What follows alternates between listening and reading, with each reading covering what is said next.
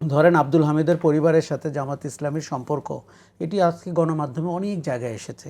এখন রাজনৈতিক দল জামাত ইসলামীর দায় রয়েছে, তার দায়টি হচ্ছে এই ব্যাপারে তাদের দেখুন, আমাদের দেশে একটা ঘটনা হয় কি, কেউ অভিযোগ করলে নাকি তদন্ত করা হবে। তার মানে কি, রাস্তা থেকে একটা লোক গিয়ে অভিযোগ করবে, আপনার কোনো দায় নাই।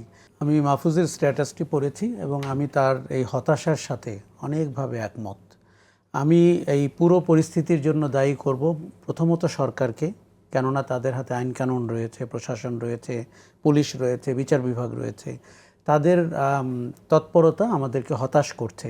এবং মাহফুজ যে কথাটি বলেছে যে অনেকগুলো ভরকেন্দ্র তৈরি হয়ে গেছে, এটি সাধারণ লোকও বুঝতে পারছে যে আপনার একটা ভরকেন্দ্র ক্যান্টনমেন্টে আছে, একটি বঙ্গভবন এখনও নিয়ন্ত্রণ করছে, একটি সরকার আছে, ছাত্র তরুণরা আছে, বিএনপি আছে, জামাতে ইসলামী আছে, অনেকগুলো ভরকেন্দ্র তৈরি হয়েছে।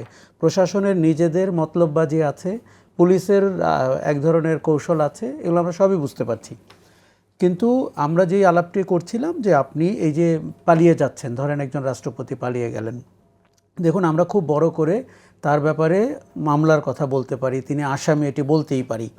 কিন্তু এই সরকারের ক্ষেত্রে আমরা আরও একটি দেখেছি যে উনি গণহারে মামলা দিয়ে বা আপনার গণহত্যার ব্যাপারে সবাইকে 460 জনকে একটি হত্যার জন্য অভিযুক্ত করে পুরো বিষয়টিকে খেলো করে ফেলেছেন। আমাদের দরকার ছিল ধরে ধরে একদম তথ্য প্রমাণের ভিত্তিতে মামলা করা, অভিযুক্ত করা, আটক করা এবং তার বিচারের প্রক্রিয়া এগুলো। বিচার প্রক্রিয়া নিয়ে আমি ব্যক্তিগতভাবে অনেক হতাশ।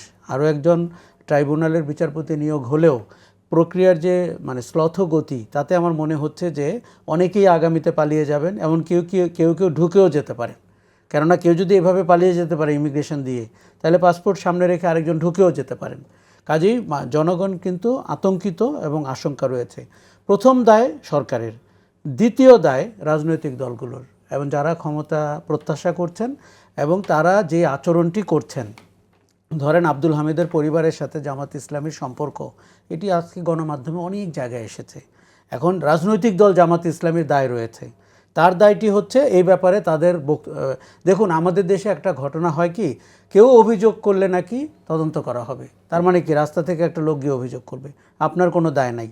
আপনি একটি রাজনৈতিক দল, আব্দুল হামিদের শালা সম্বন্ধে যদি আপনারা হয়ে থাকেন, তাহলে আপনাদেরও দায় রয়েছে।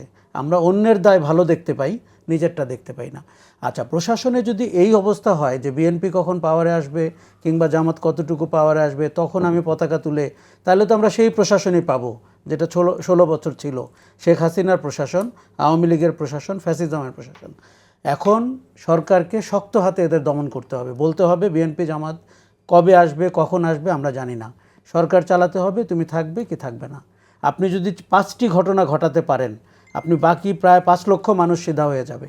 এই হচ্ছে সরকার চালানোর নিয়ম। আর বিএনপি জামাতকে নিশ্চিত করতে হবে তারা কোন কোন পদ পদবিতে লোকজন বসিয়েছেন, এবং যেটি আমরা গত 9 মাসে অনেকভাবে দেখেছি। কেউ নিয়েছেন শিক্ষাঙ্গন, কেউ নিয়েছেন স্বাস্থ্যাঙ্গন, কেউ নিয়েছেন সচিবালয়, কেউ পুলিশের পদ পদবিতে ভূমিকা রাখছেন, কেউ দুর্নীতি দমন কমিশনের উপরে তার আছর কায়েম করেছেন। হ্যাঁ, এগুলো শুনলে তারা খুব মন খারাপ করেন।